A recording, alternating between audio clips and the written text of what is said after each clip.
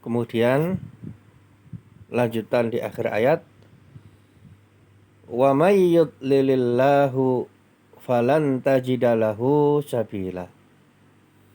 Dan barang siapa yang disesatkan oleh Allah, maka kamu sekali-kali tidak akan mendapatkan jalan untuk memberi petunjuk baginya.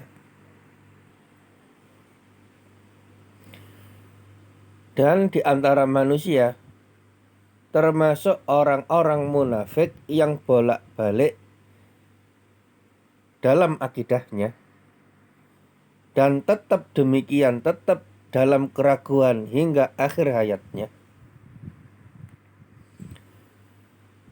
maka mereka ini adalah orang-orang yang dihukum oleh Allah Subhanahu wa Ta'ala, dan hukuman yang semacam ini adalah hukuman yang sangat berat, dihukum dengan kesesatan.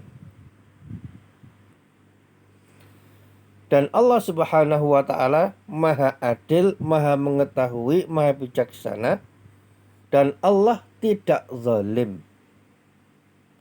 Ketika ada orang yang disesatkan, maka orang tersebut memang pantas untuk disesatkan, dan Allah Maha Mengetahui akan hal itu. Dalam surat As-Saff ayat 5. Wa idz qala Musa liqaumihi ya qaumi lima tu'zunani wa qad ta'lamuna anni rasulullahi ilaikum falamma zaghu azaghallahu qulubahum wallahu la yahdil qaumal fasiqin. Dan ingatlah ketika Musa alaihissalam atau Nabi Musa berkata kepada kaumnya, wahai kaumku, mengapa kalian menyakiti aku sedangkan kalian mengetahui bahwa sesungguhnya aku adalah utusan Allah kepadamu?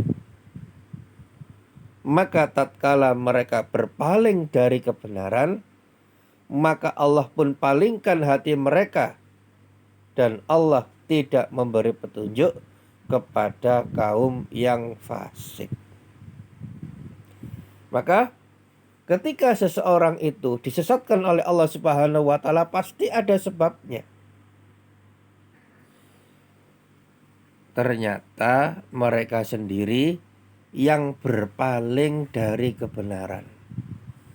Telah diutus kepada mereka seorang rasul, tapi mereka malah menyombongkan diri, tidak mau mengikuti, bahkan mereka menyakiti.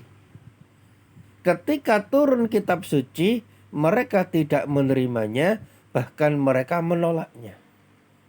Karena mereka berpaling dari kebenaran, maka mereka pun dihukum oleh Allah Subhanahu wa Ta'ala dengan kesesatan. Na'udzubillah, semoga kita jauhkan kita, ya, semoga Allah Subhanahu wa Ta'ala menjauhkan kita dari sifat-sifat yang seperti ini. Dan demikian yang dapat disampaikan. Mohon maaf atas segala kekurangan.